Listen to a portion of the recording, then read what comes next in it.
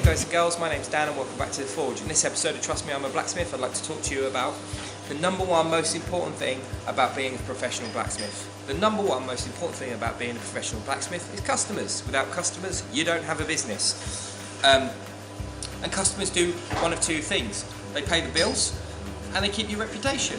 So, good customer relations is really important. If you want to get paid, and if you want to have a good reputation and you want repeat customers, you want people to say about you and how good your work is, you've got to look after your customers. So I've just had a phone call the other day from a repeat customer, and they asked me to come up and look at some work, and I said, yeah, that's really cool. And I thought it's a good opportunity to do a little series whereby we follow me doing the job from start to finish, hopefully, if I get the job.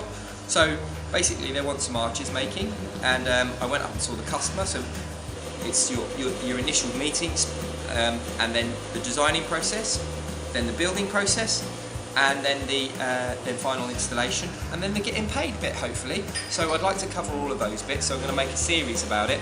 So everything from costing, drawings, estimations for sizes and stock. So hopefully I get to cover all of that in this video. Now the first thing I'd like to talk about is your initial interview with the customer.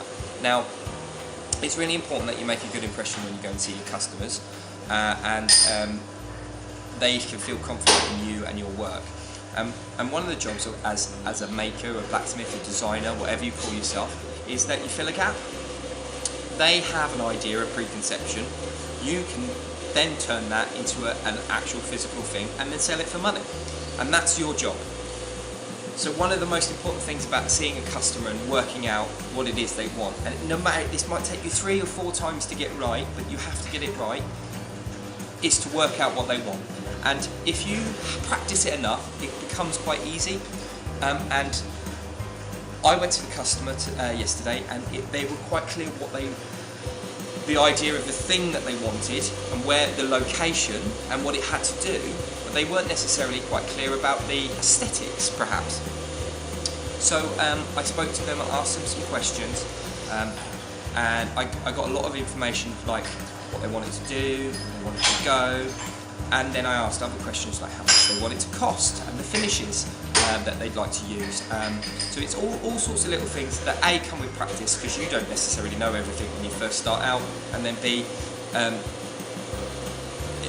you can fill a gap that they don't have. She didn't know aesthetically how she wanted it to look, so I had to talk her through it. I said I'd do some drawings, and I also told her to go away and have a look on the internet to see if she could find any ideas of things that she might be interested in. So 3 questions, three important questions that you need to ask. What's it for? What's your budget? And the location. And if you have those 3 things, you can generally make a fairly decent assessment of what you need to make and how much it's going to cost and where it's going to go, and you can kind of make the customer happy.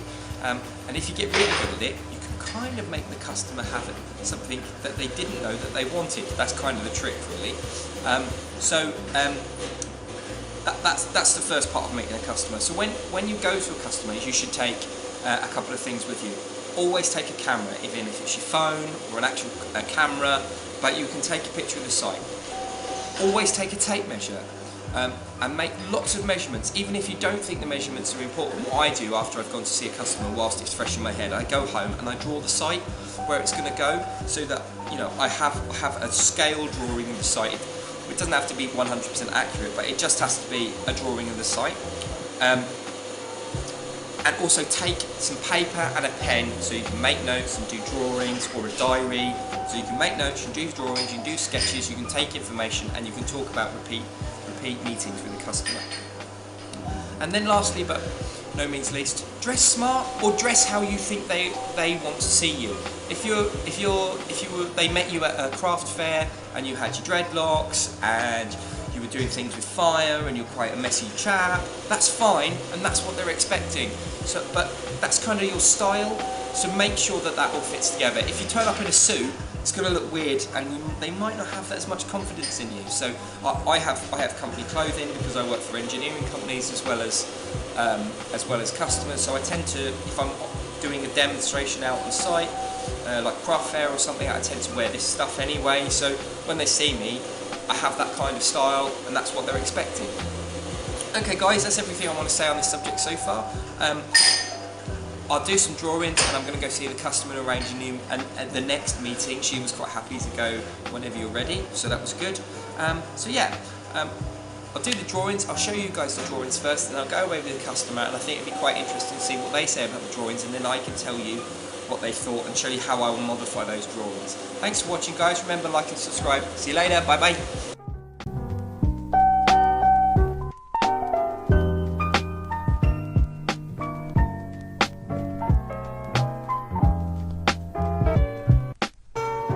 Hey guys and girls, welcome back to Fall. I'm not recording. I am recording.